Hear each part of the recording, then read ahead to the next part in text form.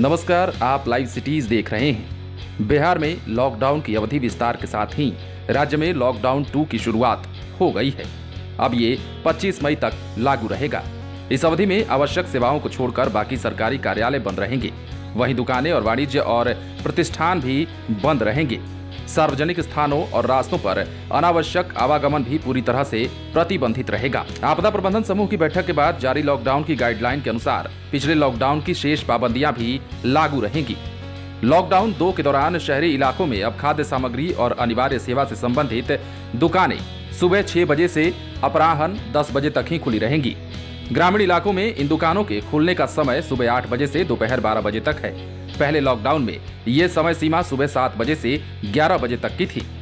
पिछली बार की तरह ही बिना कारण पैदल बाहर निकलने वालों पर रोक रहेगी। सड़कों पर बेवजह गाड़ी चलाते पकड़े जाने पर 2000 रुपए का जुर्माना लगेगा। इसके अलावा स्कूल, कॉलेज और कोचिंग सहित सभी शैक्षणिक संस्थान पहले की तरह ही बंद रहेंगे। रेस्टोरेंट में खाने की पाबंदी जारी रहेगी, तो वहीं केवल होम डिलीवरी की जा सकती है।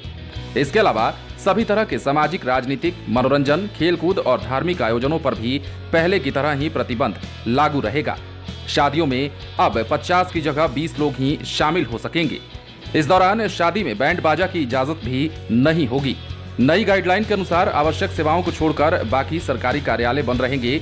दुकानें, वाणिज्य और अन्य प्रतिष्ठान भी बंद रहेंगे।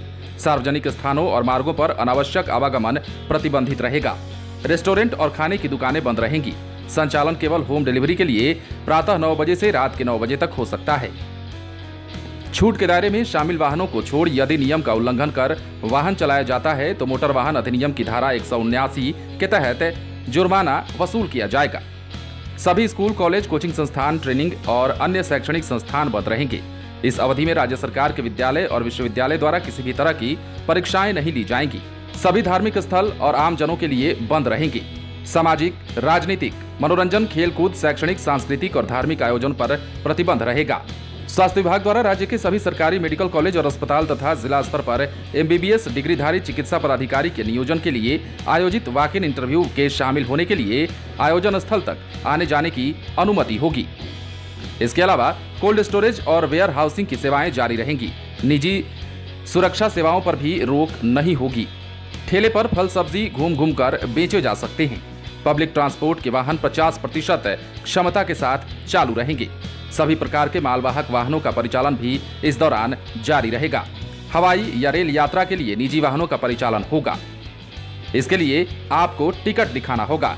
बैंकिंग, बीमा, ATM संचालन, गैर बैंकिंग वित्तीय कंपनियों के कार्यालय भी खुले रहेंगे।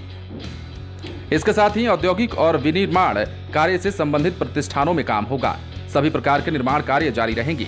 ई-कॉमर्स से जुड़ी गतिविधियां भी शुरू रहेंगी। कृषि और इससे जुड़े कार्य पर कोई भी रोक नहीं रहेगा, तो वहीं प्रिंट और इलेक्ट्रॉनिक मीडिया का काम भी चलता रहेगा। तो कुल मिलाकर बिहार में लॉकडाउन 2 के साथ ही नए नियम की शुरुआत हो गई है और इस नए नियम को आपको मानना होगा। राज्य सरकार द्वारा जारी गाइडलाइन के अनुसार जो भी चीजें इस लॉकडाउन 2 की अवधि में की जानी हैं, वो हमने आपको बता दिया और ये भी बताया कि इस दौरान क्या क्या आपको नहीं करना है। और अगर फिर भी सड़क पर बिना अनुमति और बिना काम के टहलते हुए पकड़े जाते हैं या गाड़ी लेकर निकलते हुए धरा जाते हैं, तो ऐसे में आपको जुर्माना भी देना पड़ सकता है। आप बने रहें लाइव सिटीज के साथ। यदि आपने इस चैनल को सब्सक्राइब नहीं किया है तो सब्सक्राइब कर लीजिए, ताकि हम आपको खबरों से अपडेट रख सकें।